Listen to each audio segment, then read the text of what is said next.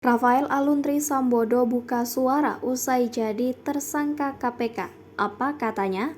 Mantan pejabat Ditjen Pajak Kementerian Keuangan, Rafael Aluntri Sambodo mengaku tak habis pikir dijerat sebagai tersangka oleh Komisi Pemberantasan Korupsi atau KPK. Rafael Aluntri Sambodo mengaku selama ini patuh dengan perintah KPK untuk menyampaikan laporan harta kekayaan penyelenggara negara atau LHKPN. Rafael Aluntri Sambodo mengatakan, sejak dirinya masuk kategori wajib lapor, yakni pada 2011, dia kerap melaporkan hartanya ke KPK setiap tahunnya.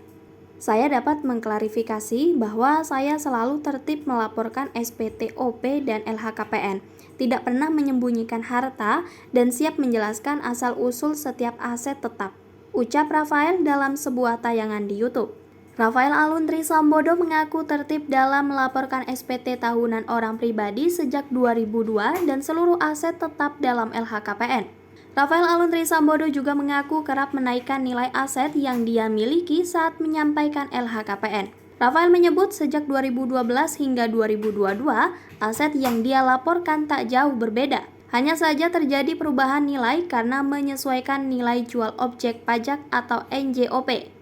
Hal ini terlihat dari nilai aset tetap dalam LHKPN yang tinggi karena mencantumkan nilai NJOP. Walaupun sebenarnya nilai pasar bisa lebih rendah dari NJOP. Saya selalu membuat catatan sesuai dokumen hukum dan siap menjelaskan asal-usul setiap aset tetap jika dibutuhkan, tutur Rafael. Tak hanya itu, Rafael juga mengaku mengikuti program teks amnesti pada tahun 2016 dan program pengampunan pajak atau PPS pada tahun 2022 sebagai bentuk kepatuhan dalam membayar pajak. Saya ingin menegaskan juga bahwa saya tidak pernah dibantu oleh konsultan pajak manapun dan selalu membuat SPT sendiri, ujarnya. Sementara itu, tim penasehat hukum Rafael Alun, Junaidi Saibih, menyebut sebetulnya kliennya merupakan aset bagi negara. Bagaimana tidak, Rafael kerap mendapatkan penghargaan atas kinerjanya di DJP Kementerian Keuangan. RA termasuk dalam nominasi Kepala Kantor Wilayah Sumatera Utara karena kinerja dan prestasi yang baik. RA juga tidak mengetahui di mana kesalahannya sehingga dianggap melanggar pasal 12B tentang gratifikasi, kata Junaidi.